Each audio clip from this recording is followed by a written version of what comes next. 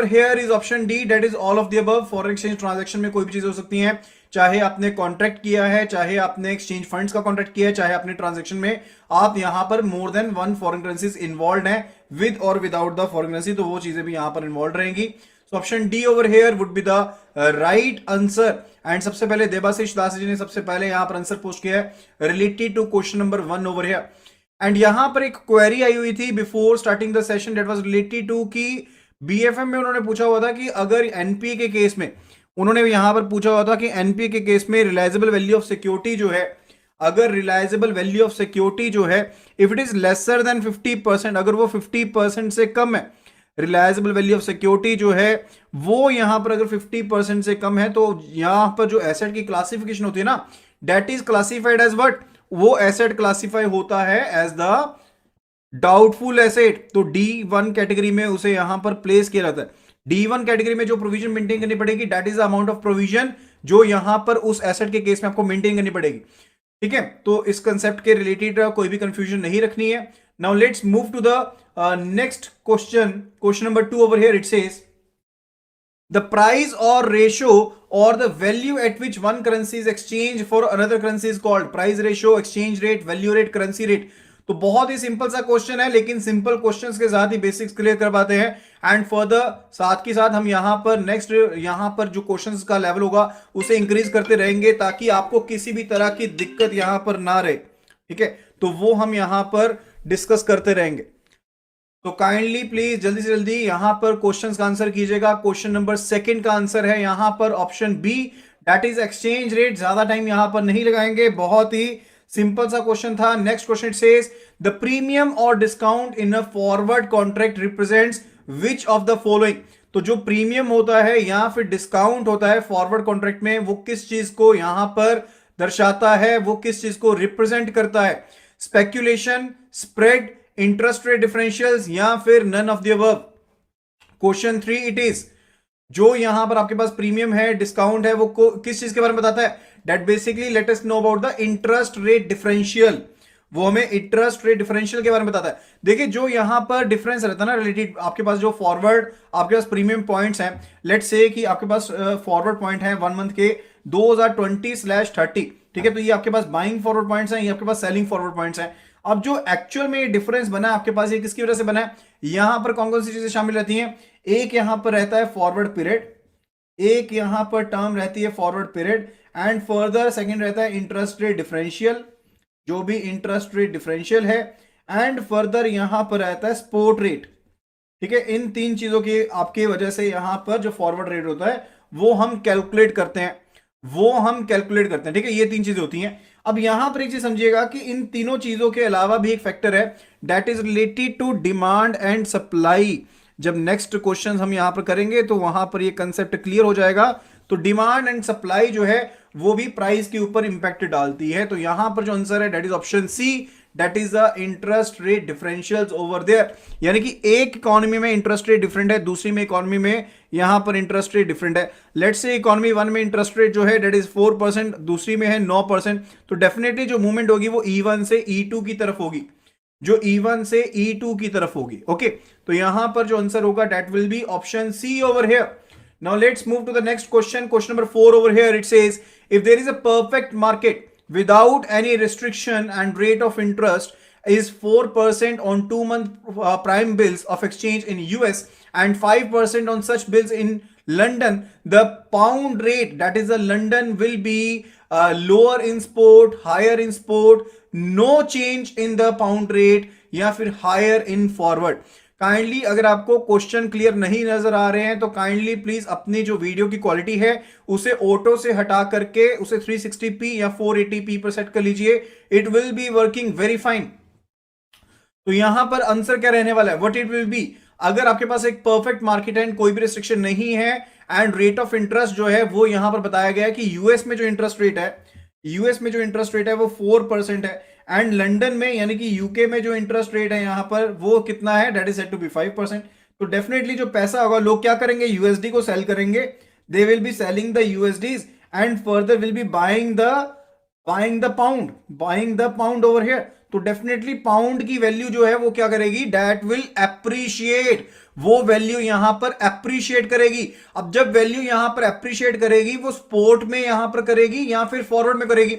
अगर मैं आपको याद हो, हमने पढ़ा था कि sport rate is particularly that contract जहां पर आपकी सेटलमेंट होती है T+2 बेसिस पर होती है, यानी कि ट्रांजैक्शन डेट आज की रहेगी लेकिन सेटलमेंट रेट ट्रांजैक्शन से 2 दिन बाद होगी, वो भी दोनों सेंटर्स में जो इन बिटवीन डेज हैं वो वर्किंग होने चाहिए। That was the concept related to it. तो यहां पर स्पोर्ट रेट तो ये होता है, फॉरवर्ड रेट क्या होता है, फॉरवर्ड रेट जैसे मान लीजिए 1 महीने के बाद का चाहिए, 2 महीने के बाद का चाहिए, तो यहां पर जो 2 महीने बाद वाला है that is particularly what, that is a forward rate. लेकिन जो रेट एप्रिसिएशन होगी वो यहां पर स्पोर्ट रेट में होगी, क्योंकि डिमांड तो अब की डेट में बढ़ी है ना, जिस डेट में आपके पास इंटरेस्ट रेट ज्यादा है उस डेट में आपके पास डिमांड सप्लाई बढ़ी है ना यहां पर, ठीक है। तो उसके केस में यहां पर जो रेट होगा वो उसका स्पोर्ट में हायर होगा। So the answer over here will be option B. Question number 4 का जो यहां पर आंसर रहेगा that will be option B, that is higher in spot, that is higher in spot over here. Is that clear? And Abhishek ji ने यहां पर सबसे पहले आंसर किया है क्वेश्चन नंबर 4 का। Now let's move further towards the next question number 5 over here. It says as per uniform standard accounting procedure for valuation of forex profit and losses by authorised dealers issued by FEDAI and approved by Reserve Bank of India banks are to undertake the valuation of forex positions at the end of each week, each fortnight, each month, each of half year. Which of the following would be the right answer in this regard? तो यहां पर answer already आने शुरू हो गए, option C, B, ज्यादातर जो answer यहां पर आ रहे हैं option B and option C ही आ रहे हैं। Okay, so the correct answer over here is what, it is particularly जो वैल्यूएशन होती है ना प्रॉफिट्स की, वो हर एक महीने यहां पर करनी पड़ती है। जो भी ऑथराइज्ड डीलर्स होते हैं उनको हर महीने यहां पर क्या करना पड़ता है, वैल्यूएशन करनी पड़ती है अपने प्रॉफिट्स की। एक्चुअल में होता क्या है कि यहां पर फॉरेन एक्सचेंज को डील किया जाता है under the FEMA, foreign exchange management act 1999 के अंडर यहां पर फॉरेन एक्सचेंज के साथ क्या किया जाता है, डील किया जाता है। एंड यहां पर फेमा के under reserve bank of India को इंपावर किया गया है कि इंडिया में फॉरेन एक्सचेंज से रिलेटेड करता धरता कौन होगा, that will be the reserve bank of India.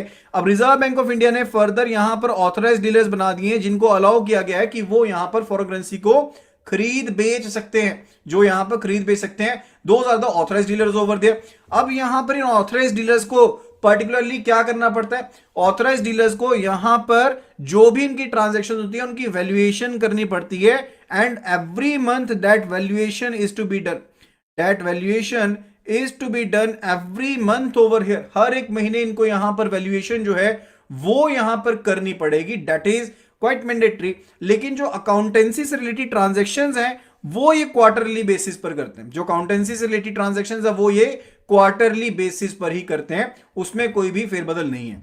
अब यहां पर ऑथराइज्ड डीलर्स जो करते हैं वो यहां पर क्या करते हैं, अकाउंटिंग प्रोसीजर्स को फॉलो करते हैं। यहां पर फेडाई के द्वारा जो इशू किए गए, जो फेडाई के द्वारा, फेडाई पर्टिकुलरली क्या है यहां पर, एनीवन काइंडली प्लीज फेडाई का फुल फॉर्म लिख दीजिए यहां पर, फेडाई का फुल फॉर्म फटाफट से लिख दीजिए, व्हाट इज फेडाई। फेडाई यहां पर नॉन प्रॉफिट ऑर्गेनाइजेशन है। क्या है FEDAI, FEDAI is non profit organisation जिसको 1958 में यहां पर सेटअप किया गया था।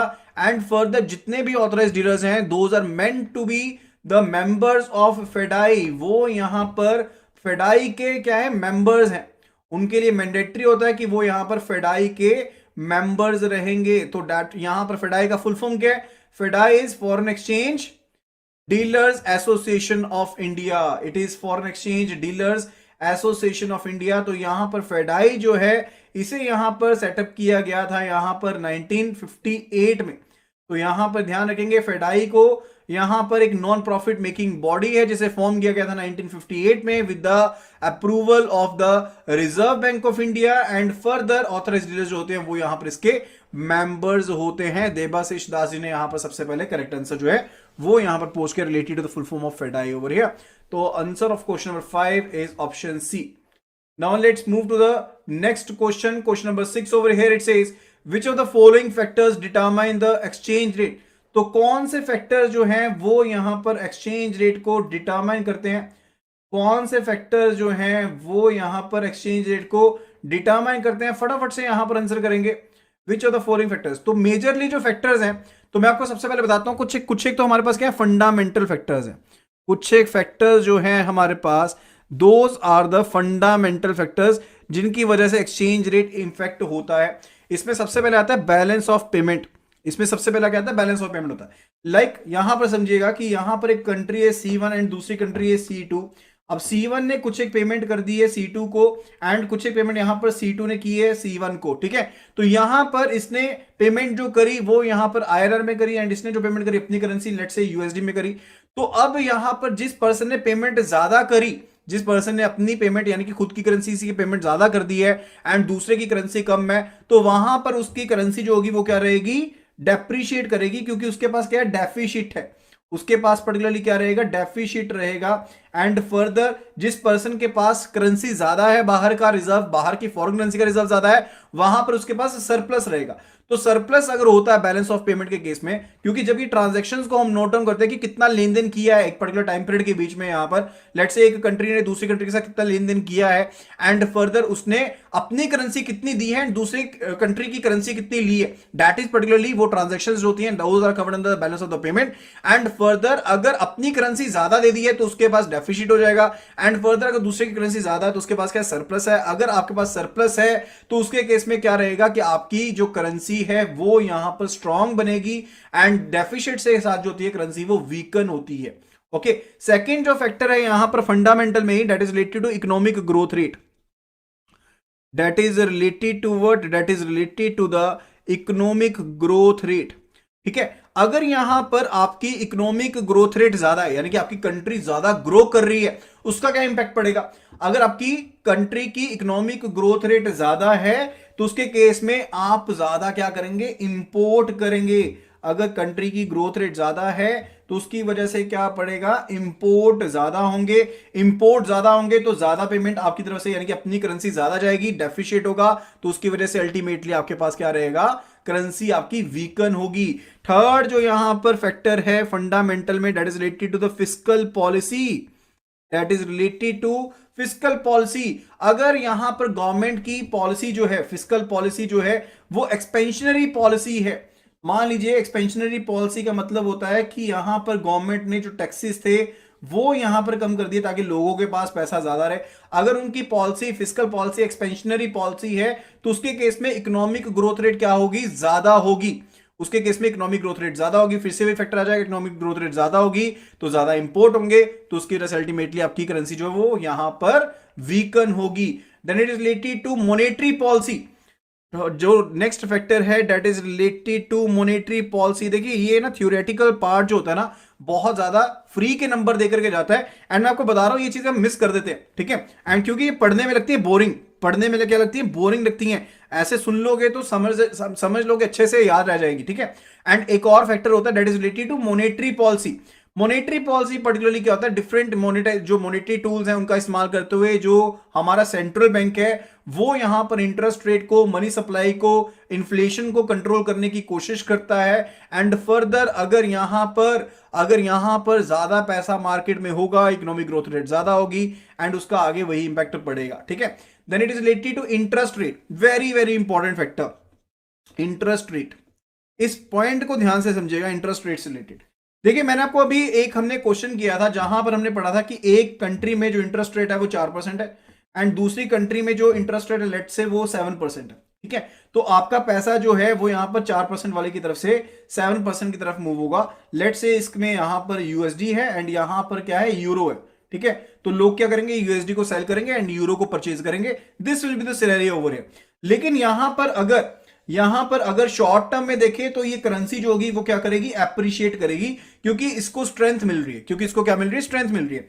लेकिन अगर हम लॉन्ग टर्म की बात करते हैं, अगर लॉन्ग टर्म के लिए जो इंटरेस्ट रेट है अगर वो हायर रहते हैं तो उससे अल्टीमेटली क्या होगा, अगर आपके लॉन्ग टर्म के लिए इंटरेस्ट रेट जो है वो ज्यादा रहते हैं तो अल्टीमेटली आपकी कंट्री में जो ग्रोथ है वो कम हो जाएगी। जो यहां पर ग्रोथ है वो क्या हो जाएगी, कम हो जाती है। ये एक फैक्ट है, ठीक है। ये एक फैक्ट है कि आपकी इकोनॉमी में स्लो डाउन हो जाता है अगर ज्यादा इंटरेस्ट रेट आपके हायर रहते हैं लंबे समय के लिए। ओके, तो इस चीज का ध्यान रखेंगे। अगर तो शॉर्ट टर्म के लिए तो करेंसी अप्रिशिएट होगी, लेकिन अगर ज्यादा लंबे समय के लिए तो उससे क्या होगा, आपकी जो कंट्री है उसमें इकोनॉमिक ग्रोथ में स्लो डाउन आ जाएगा। जब स्लो डाउन आ जाएगा तो अल्टीमेटली आपकी करेंसी जो है वो वीकन हो जाएगी, वो कमजोर पड़ जाएगी। ओके, देन एक नेक्स्ट और एक फैक्टर है that is related to political issues, that is related to political issues. Political issues का मतलब क्या है? अगर पॉलिटिकल स्टेबिलिटी है तो इकोनॉमिक स्टेबिलिटी होगी, अगर पॉलिटिकल स्टेबिलिटी नहीं है तो इकोनॉमिक स्टेबिलिटी भी नहीं होगी। एंड इसके बाद जो दूसरे हमारे पास रीजन होते हैं, ये तो फंडामेंटल के अंदर कवर हो गए। इसी तरह से हमारे पास और रीजन होते हैं, those are the technical reasons, those are the technical reasons over here, जो कि यहां पर इंपैक्ट डालते हैं, जो कि यहां पर इंपैक्ट डालते हैं।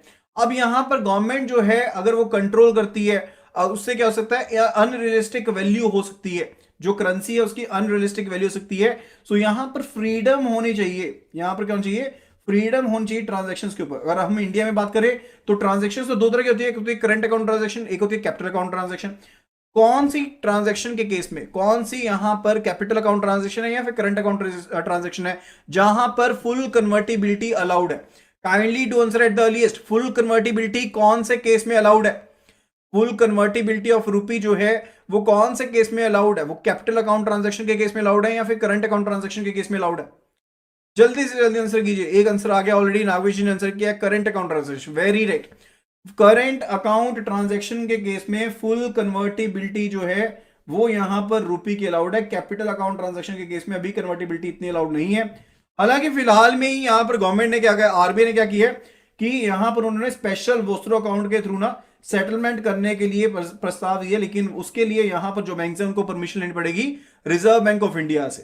तो उसके साथ कैपिटल अकाउंट ट्रांजेक्शन में फुल्ली कन्वर्टिबिलिटी आ जाएगी। तो धीरे धीरे गवर्नमेंट जो है वो काम कर रही है कि उन्होंने यहां पर फुल कन्वर्टिबिलिटी की तरफ जाना। Okay, that would be related to it. तो यहां पर क्वेश्चन का आंसर करेगा which of the following factors determine the exchange rate? Balance of payment बिल्कुल सही है, बैलेंस ऑफ पेमेंट भी करता है, इकोनॉमिक ग्रोथ रेट भी करती है, सोशल कंडीशंस करती है क्या? No. And for the balance of payment, economic growth rate, physical and monetary policy, agriculture policy, political stability. Balance of payment, economic growth rate, physical and monetary policy, agriculture policy. ठीक है, तो answer करेगा, answer would be related to option C over here. क्या answer रहेगा यहां पर? Option B answer रहेगा या ऑप्शन सी आंसर रहेगा? It will be balance, it will be option B over here would be the right answer in this regard. Option B over here would be the right answer in this regard. तो answer B जो है यहां पर option B, that would be the right one. Is that clear?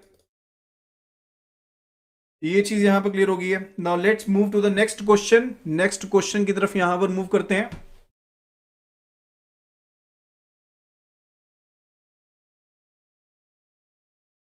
Next question की तरफ move करते हैं। Sorry, यहां पर agriculture policy, okay okay okay, तो यहां पर पॉइंट को थोड़ा सा मैं चेंज कर देता हूं। तो आपके पास यहां पर कौन कौन से हैं? Balance of agriculture policy will not be there, यहां से इसको मैं डिलीट करने जा रहा हूं। Agriculture policy will not be there.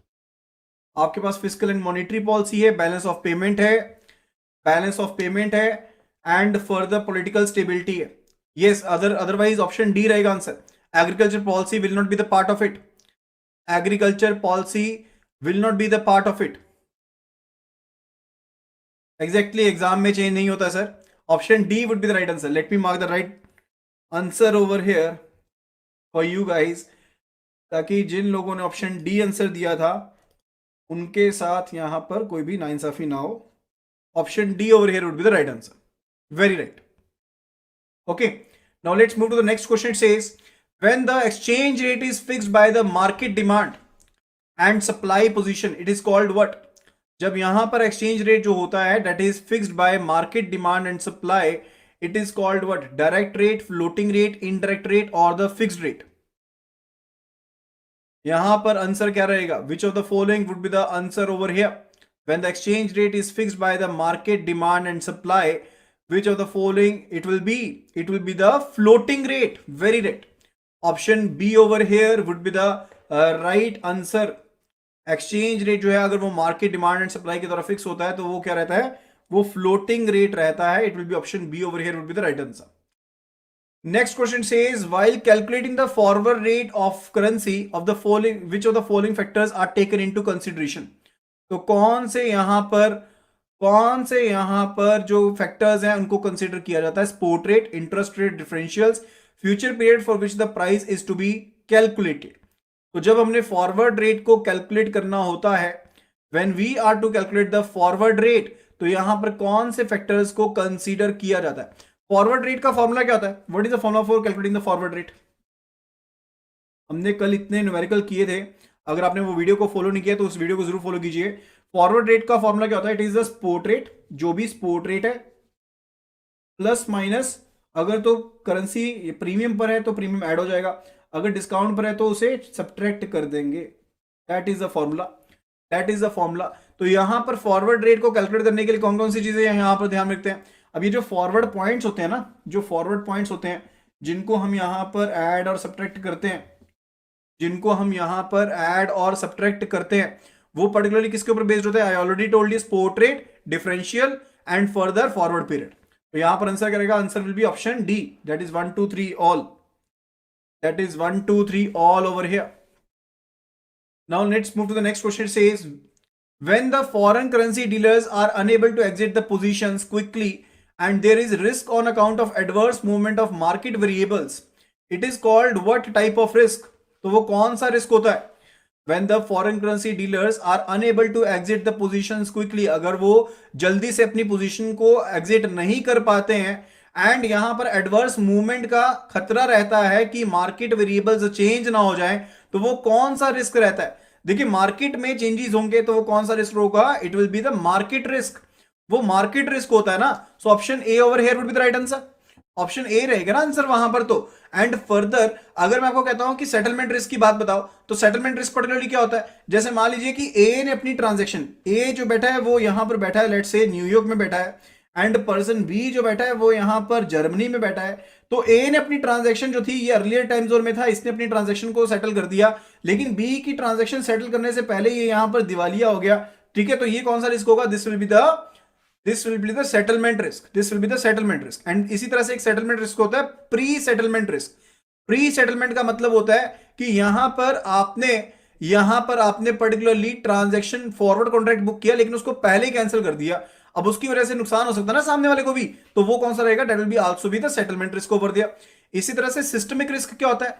क्योंकि मार्केट में इंटरडिपेंडेबिलिटी बहुत ज्यादा है। क्या है? इंटरडिपेंडेबिलिटी बहुत ज्यादा है। लेट्स से कि यहां पर 4 बैंक है, ए बी सी डी, तो ए बी से भी कनेक्टेड है, डी से भी कनेक्टेड है, सी से भी कनेक्टेड है, इसी तरह से बी जो सी से भी कनेक्टेड है, डी से भी कनेक्टेड है, इसी तरह से सी भी डी से भी कनेक्टेड है एंड बाकी सभी से भी कनेक्टेड है। तो एक मैश क्रिएट हो जाता है, यानी कि अगर एक सिंगल बैंक भी फेल हुआ तो उसका इंपैक्ट बाकी सभी बैंक्स के ऊपर भी पड़ेगा। That is what? That is the systemic risk, that is a systemic risk. And market में जो एडवर्स मूवमेंट रहती है इंटरेस्ट रेट की, उसकी वजह से जो रिस्क यहां पर रहता है, that is a interest rate risk over here, that is a interest rate risk over here. तो यहां पर जो आंसर रहेगा that is option A, option A over here will be the right answer in this regard. And फटाफट से बता दीजिए market risk को और कौन से रिस्क के नाम से जाना जाता है? Market risk is also known as which risk?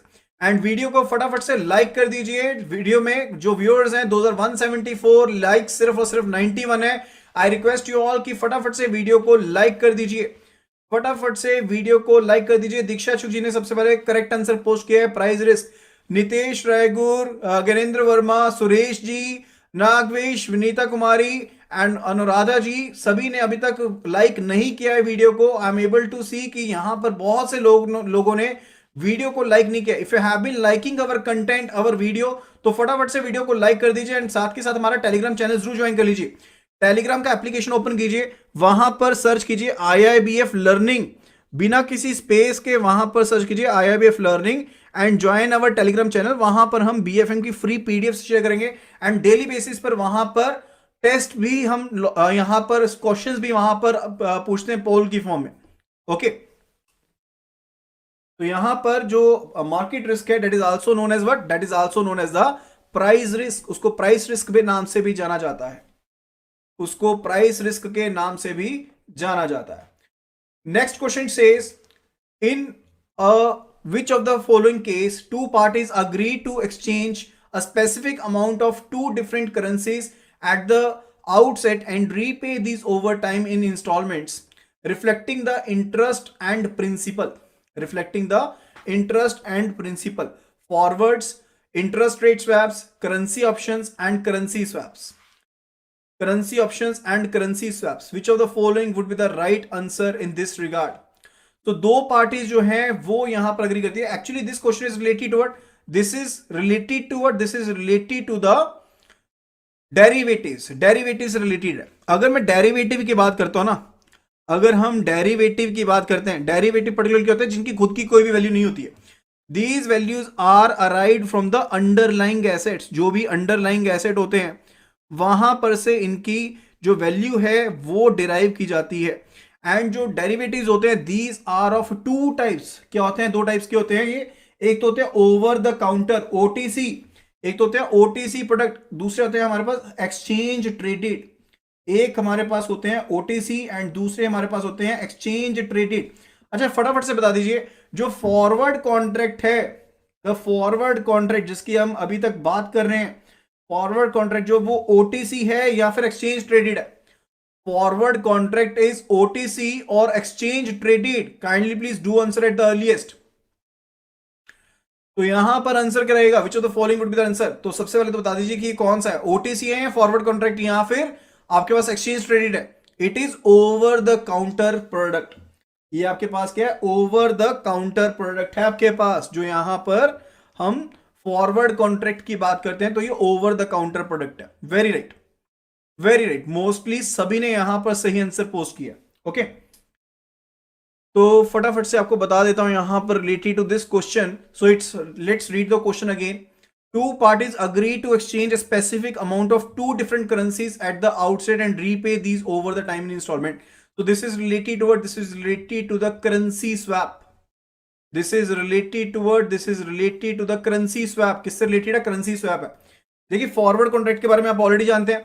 Let's say कि ए पर्सन को 10,000 यूएसडी चाहिए 3 महीने के बाद, 3 महीने के बाद इसको क्या चाहिए, 10,000 यूएसडी चाहिए। That is a forward contract. ये आपका फॉरवर्ड कॉन्ट्रैक्ट हो गया। इंटरेस्ट रेट स्वैप क्या होता है? लेट्स से कि ए पर्सन के पास यहां पर इसने 1 करोड़ पे इन्वेस्ट कर रखे हैं एंड फर्दर पर्सन बी ने भी यहां पर 1 करोड़ पे इन्वेस्ट कर रखा है, ठीक है। एंड यहां पर ए को फिक्स्ड रेट मिल रहा है 7% का, लेकिन ए को फिक्स्ड रेट मिल रहा है 7% का, लेकिन इसको ये है कि मार्केट में इंटरेस्ट रेट बढ़ सकता है, तो यहां पर ये चाहता है कि इसको फ्लोटिंग रेट मिले, ठीक है। वहीं पर बी को यहां पर क्या मिल रहा है, लाइबोर प्लस 1% का फिक्स्ड रेट मिल रहा है। लाइबोर प्लस 1% का फिक्स्ड इसको यहां पर रेट मिल रहा है। एंड लेट्स से फिलहाल के लिए लाइबोर 6% है, इसको 7% की, इसको भी रिटर्न कितने की मिल रही है, इसको भी रिटर्न जो है वो यहां पर 7% की मिल रही है। ओके तो यहां पर ये क्या करेंगे, पर्टिकुलरली अपने इंटरेस्ट को स्वैप कर लेंगे, नोशनल अमाउंट को स्वैप कर लेंगे, यानी कि सिर्फ जो डिफरेंस अमाउंट होगा उसको ही आपस में पे करेंगे। लेट्स से कि पहले महीने में इंटरेस्ट रेट जो था, लाइबोर जो था, वो यहां पर हो गया 7%। लाइबोर कितना हो गया, 7% हो गया। अब अगर लाइबोर 7% हो गया तो उसके केस में बी को जो यहां पर रिटर्न आनी शुरू हो जाएगी वो कितनी आ जाएगी, 8% की आनी शुरू हो जाएगी, लाइबोर प्लस 1% के साथ, ठीक है। अब ए को तो फिक्स रिटर्न आनी थी, ए ने यहां पर पैसा पे करना था, किसको, बी को पे करना था। लेट्स से कि ए ने 7 लाख रुपए पे करने थे, ए ने 7 लाख रुपए पे करने थे बी को, एंड बी ने यहां पर कितना पे करना था, 8 लाख रुपए पे करना था ए को। तो नोशनल अमाउंट कितना हुआ, नोशनल अमाउंट मतलब कि नेट अमाउंट, रिजल्टेंट अमाउंट कितना हुआ, रिजल्टेंट अमाउंट वुड बी कि बी ने ए को 1 लाख रुपए पे करना, ठीक है। So that is what, that is the interest rate swap. वो क्या है, इंटरेस्ट रेट स्वैप है। एंड फर्दर इसी तरह से करेंसी स्वैप होता है। There is the derivative that is related to currency swap. Currency swap के केस में क्या होता है, जैसे मान लीजिए कि यहां पर इंडिया में एक कंपनी है, लेट्स सपोज कि इंडिया में हमारे पास एक कंपनी है XYZ, एंड ये कंपनी यहां पर इंडिया में इसकी रेपुटेशन काफी अच्छी है, लेकिन ये यूरोप में जाकर काम करना चाहती है, लेकिन यूरोप में जाके काम करना चाहती है, इसको यूरो चाहिए, लेकिन इंडिया में ये INR में अच्छा लोन उठा सकती है, इसकी अच्छी रेपुटेशन है। इसी तरह से यूरोप में एक कंपनी है ABC, जिसकी रेपुटेशन यूरोप में काफी अच्छी है, एंड वहां पर वो लोन उठा सकती है यूरो में लोन उठा सकती है, ठीक है। तो अब यहां पर ये किसी मीडिएटर के थ्रू क्या कर सकते हैं, एक दूसरे को रिलाई कर सकते हैं, जहां पर ये फंड्स को क्या कर लेंगे, एक्सचेंज कर लेंगे, यानी कि XYZ कंट्री जो है वो यहां पर इंडियन रुपी में लोन उठाएगी, ठीक है, एंड ABC कंपनी जो है यहां पर वो यूरो में लोन उठाएगी, एंड फर्दर ये फंड्स को क्या कर लेंगे, आपस में एक्सचेंज कर लेंगे एंड उसको रीपे करते रहेंगे अपनी लोकल करेंसीज में। That would be related to what, that would be related to the currency swap. इसको हम करेंसी स्वैप कहते हैं। Okay, is that clear? Now let's move to the next question, question number 11 over here. When the local currency is expressed as variable unit, जब local currency को हम variable unit की तरह express करते हैं, and foreign currency as fixed unit it is called as what, it is called as what, इसको क्या किस नाम से जाना जाता है? Fixed rate, direct rate, floating rate, indirect rate. It is known as a, जब लोकल करेंसी आपके पास वेरिएबल यूनिट में होती है तो ये कौन सा कोट रहता है? This is a direct quote. कौन सा कोट होता है? डायरेक्ट कोट होता है। Like it is given 1 USD is equal to 71.34 INR। तो यहां पर आपके पास इंडियन रुपए की वैल्यू चेंज होती रहेगी, ये यूनिट प्लेस रहेगा, ठीक है। अच्छा, कौन सी तीन करेंसीज हैं, कौन सी तीन करेंसीज हैं जिसमें यहां पर जो कोड दिया जाता है that is not given for 1 unit but it is given for 100 units, but it is given for 100 units. तो यहां पर पर्टिकुलर आंसर क्या रहेगा? क्या क्या कौन सी करेंसीज है? तीन करेंसीज ऐसी जिसमें जो कोट है वो सिंगल यूनिट के लिए नहीं होता, वो यहां पर 100 यूनिट्स के लिए होता है। तो पहली है JPY, that is Japanese yen, and further it is Kenyan shilling, Kenyan shilling second है, यहां पर कीनियन शिलिंग है, and further Indonesian rupiah, Indonesian rupiah. तो ये तीन करेंसीज हैं।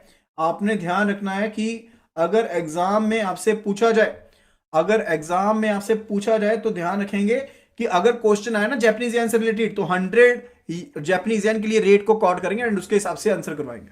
ओके, सो तीन करेंसीज है, Japanese yen, Kenyan shilling and Indonesian rupiah. Question number 11 के केस में जो आंसर है that is option B over here, that is option B over here. Now let's move to the next question. Question number 12 over here. It says, what will be the bill's selling rate for the import bill of 50,000 USDs if interbank rate is 78.56005700 and further margin is to be charged is 0.20%? What will be the rate quoted for this transaction? तो इस transaction के लिए rate क्या quote होने वाला है? Kindly do answer at the earliest. कौन सा rate quote होगा? तो ऑप्शंस यहां पर अपडेटेड नहीं है, kindly please leave them, kindly please leave them. सीधा और सीधा यहां पर आंसर पोस्ट कीजिएगा, सीधा और सीधा आंसर यहां पर पोस्ट कीजिएगा। अब यहां पर हमने कल भी हमने बात की थी, मैंने आपको बताया था कौन से रेट बताए थे, एक तो मैंने आपको बताए थे TT रेट बताए थे, टेलीग्राफिक ट्रांसफर रेट बताए थे, दूसरे आपको बताए थे यहां पर बिल्स रेट। टेलीग्राफिक का मतलब है कि आपकी सेटलमेंट ऑलरेडी हो चुकी है या फिर सेम रेट पर हो जाएगी। बिल्स रेट के केस में डिफरेंस रहता है, बिल्स रेट के केस में क्या रहता है, आपके पास डिफरेंस रहता है। अब यहां पर इंपोर्ट बिल है, यानी कि एक्चुअल में केस क्या है कि पर्सन ए है यहां पर एंड पर्सन बी है, इन दोनों ने आपस में बिजनेस किया। पर्सन ए ने यहां पर बी के ऊपर एक बिल ऑफ एक्सचेंज ड्रॉ कर दिया, बी ने उस बिल को एक्सेप्ट कर लिया एंड फर्दर वापस कर दिया पर्सन ए के पास। पर्सन ए के पास यहां पर ये बिल ऑफ एक्सचेंज है, लेकिन यहां पर अभी टर्म पूरी हुई भी नहीं है, लेकिन बी जो है वो अपने इंपोर्ट बिल को रिटायर करना चाहता है, वो अपने इंपोर्ट बिल को रिटायर करना चाहता है, यानी कि बी को पेमेंट करना चाहता है, ए को पेमेंट करना चाहता है अभी, ठीक है। तो बी ने अपने बैंक से कांटेक्ट किया XYZ को, तो ये जो बिल इसने एक्सेप्ट किया था इसको ये क्या बोलेगा? He will name it import bill, ये इसको इंपोर्ट बिल बोलेगा। एक्चुअली में बिल कोई होता नहीं है, सिर्फ और सिर्फ क्योंकि इसने एक्सपोर्ट बिल को यहां पर यस किया हुआ है, एक्सेप्ट किया हुआ है, तो ये कौन सा बिल कहलाएगा? इंपोर्ट बिल कहलाएगा, जिसको अब ये क्या करना चाहता है? रिटायर करना चाहता है। मैं ये वर्डिंग्स आपको इसलिए बता रहा हूं क्योंकि एग्जाम में कई बार सीधा ये कहा जाता है, एग्जाम में आपको कई बार ये वर्डिंग नहीं कही जाएगी कि बिल सेलिंग रेट है, ठीक है, आपको सिंपली कहा जाएगा कि बिल रिटायर करवाना तो कौन सा रेट एप्लीकेबल होगा। अब यहां पर पर्टिकुलरली पर्सन बी ने बिल को रिटायर करने के लिए पर्सन XYZ को बैंक को भेज दिया, लेकिन अगर इसने पेमेंट करनी है तो इसको पहले क्या करने पड़ेंगे? यहां पर इसको फॉरेन करेंसी बाय करनी पड़ेगी, इसको फॉरेन करेंसी बाय करनी पड़ेगी। एंड ये कौन से रेट के ऊपर बाय कर पाएगा? जिस रेट के ऊपर मार्केट सेल करने को दे रहा है, क्योंकि कौन सा रेट है? मर्चेंट रेट है। Merchant rate and interbank market rate के बारे में हमने ऑलरेडी कल बात की थी वीडियो में, ठीक है। तो यहां पर ये कौन से रेट के ऊपर बाय कर पाएगा? जिस रेट के ऊपर मार्केट इसे सेल करने को तैयार है, एंड मार्केट इसे सेल करेगी सेलिंग रेट के ऊपर। तो कौन सा कोड हुआ? It is a selling code over here. अब क्योंकि यहां पर ऐसा तो है नहीं है कि यहां पर इसने फॉरेन करेंसी को परचेज कर लिया एंड साथ ही यहां पर ये डील कर लेगा करेंसी के साथ, इसको साथ के साथ ही पैसे बाहर चले जाएंगे, ऐसा तो है नहीं है। तो यहां पर पर्टिकुलरली XYZ बैंक को आगे रिटायर करवाने में टाइम लगेगा, आगे इसको रिटायर करवाने में टाइम लगेगा। सो दैट इज वाई यहां पर पर्टिकुलरली कौन सा रेट होगा? It will be the bills selling rate, it will be the bills selling rate over there. तो यहां पर हमारे पास पर्टिकुलरली रेट क्या दिया गया? It is 78.5600/5700। तो ये मेरे पास बाइंग रेट है, ये मेरे पास सेलिंग रेट है। ये मेरे पास बाइंग रेट है, ये मेरे पास सेलिंग रेट है। अब यहां पर देखिए इसने अगर जब बाय कर लिए तो यहां पर ये बेसिकली रेट कौन सा होगा, what will be the bill selling rate, ये सेलिंग रेट बिल सुनना होगा ये पर्टिकुलरली, ये तो यहां पर कौन सा रेट होगा, this will be the TT selling rate, this will be the TT selling rate, क्योंकि पर्सन ने बाय कर लिया एक बार अगर, तो उसके बाद तो टीटी रेट एप्लीकेबल होगा ना यहां पे। अगर यहां पर पेमेंट करनी थी, रियलाइजेशन का कोई टाइम दिया नहीं हुआ हमें यहां पर, तो ये कौन सा रेट होगा, टीटी रेट होगा। ठीक है, तो यहां पर पर्टिकुलरली यहां पर हम सेलिंग रेट कंसीडर कर रहे हैं। ठीक है, अगर क्वेश्चन के हिसाब से भी चलते हैं तो लेट से हम यहां पर बिल्स रेट कंसीडर कर लेते हैं, बिल सेलिंग रेट कंसीडर कर लेते हैं, तो हमारे पास ये सेलिंग रेट पिक करेंगे, दैट इज 78.5700। अब मैंने आपको सिंपल सा फंडा बताया था, अगर बाइंग रेट है, अगर बाइंग रेट है, टाइम पीरियड यहां पर पर्टिकुलरली जो है that is not given but it will take time to retire the bill. Okay, तो 78.5700 अगर बाइंग रेट है तो हम जो मार्जिन होता है उसे क्या करते हैं, बाइंग के केस में मार्जिन को सब्ट्रैक्ट करते हैं, सेलिंग के केस में मार्जिन को क्या करते हैं, ऐड अप करते हैं। तो यहां पर कौन सा केस है, सेलिंग का केस है, तो मार्जिन जो है 0.20% का उसको हम क्या करेंगे, ऐड अप करेंगे। 0.20% का जो मार्जिन है that will be added up, so 78.57 plus 0.2% that is equal to 78.72714, तो that would be the answer over here. तो यहां पर सभी ने लगभग सही आंसर पोस्ट किया 7217, तो that would be the right answer for question number 12 over here. Okay, now let's move to the next question, question number 13 over here. Which of the following statement on impact of interest rate on determination of exchange rate is correct? तो कौन सी statement यहां पर correct है उसके बारे में बताना है। In the short term high domestic interest rate tend to attract the overseas capital. अगर आपके पास शॉर्ट टर्म में डोमेस्टिक इंटरेस्ट रेट ज्यादा है, तो यहां पर लेट से यूएसए में इंटरेस्ट रेट है 3% एंड इंडिया में इंटरेस्ट रेट है वो 8% है, तो डेफिनेटली इंडियन जो इन्वेस्टर्स होंगे वो यूएसडीज को सेल करेंगे एंड इंडिया में क्या करेंगे, इन्वेस्टमेंट करेंगे। तो डेफिनेटली यहां पर हाई डोमेस्टिक इंटरेस्ट रेट अगर है तो उसके साथ ओवरसीज कैपिटल इंक्रीज होगी, जिसके साथ कंपनी की जो करेंसी अप्रिसिएशन है वो यहां पर इंक्रीज होगी।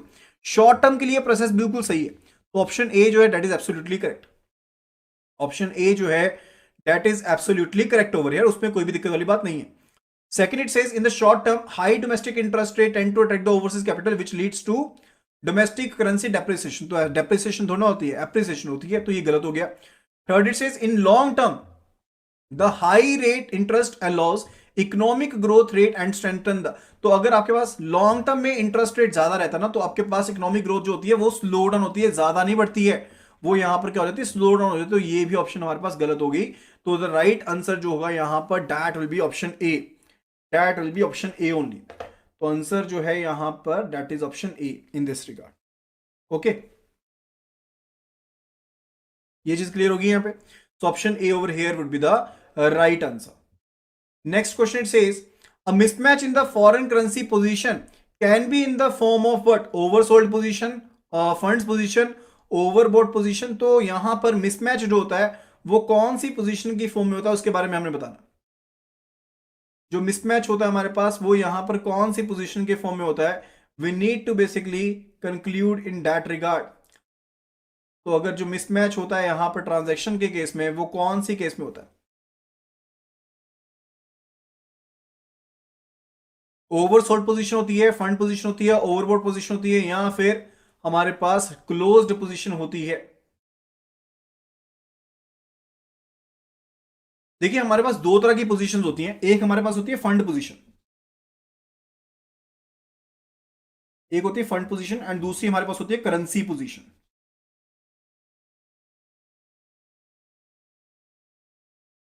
जो हमारे पास होती है फंड पोजीशन, फंड पोजीशन हमारे पास क्या होती है, particularly inflow and outflow of funds, यानी कि लेन देन कितना है, पैसा आना कितना है एंड देना कितना है, इनफ्लो एंड आउटफ्लो के बारे में होती है।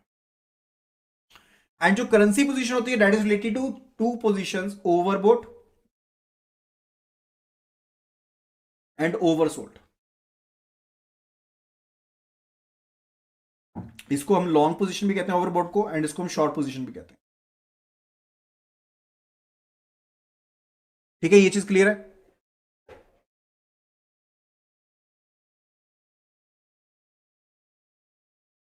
ये चीज क्लियर है यहां पर? फटाफट से बता दीजिए। तो मेरे पास ओवरबोट पोजीशन होती है, ओवरसोल्ड कंडीशन होती है। यहां पर ओवरबोट का मतलब होता है कि मेरे बाइंग के कॉन्ट्रैक्ट ज्यादा है, सेलिंग के कम है, वो मेरे पास ओवरबोट कंडीशन होगी। ओवरसोल्ड का मतलब है कि सेलिंग के कॉन्ट्रैक्ट यहां पर ज्यादा है, बाइंग के कॉन्ट्रैक्ट से मैच नहीं कर रहे।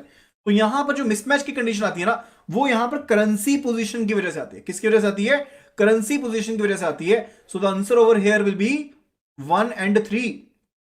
जो 1 एंड 3 है, that will be the right answer. जो फंड पोजीशन है वो इनफ्लो आउटफ्लो से रिलेटेड है, तो यहां पर आंसर करेगा, answer will be option C. Answer will be option C over here. Option C यहां पर आंसर रहेगा। Is that clear? Okay, now let's move to the next question. The forward premium or discount are generally based on what of two currencies? Demand and supply, weakness and strength, interest rate differential, and demand and supply, and all of the above. So which of the following would be the right answer in this regard? जो यहां पर forward premium है, discount है, वो generally किस चीज के ऊपर डिपेंड करता है? वो जनरली किस चीज के ऊपर डिपेंड करता है? Kindly do answer at the earliest.